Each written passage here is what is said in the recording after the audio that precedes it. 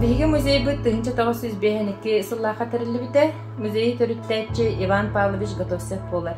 Саха асысыр культуратын онна үөрэҕэритин туйгуна.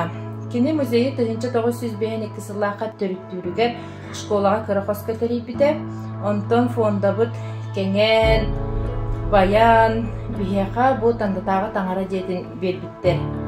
Биһи музей бу бастаан төрүттэнэригэр Тандинский историко-революционный диэн музей, онтон Тандинский историко-краеведческий диэн болар, онтон 2012 сылтан Тандинский историко-архитектурный музей диэн болан турабыт.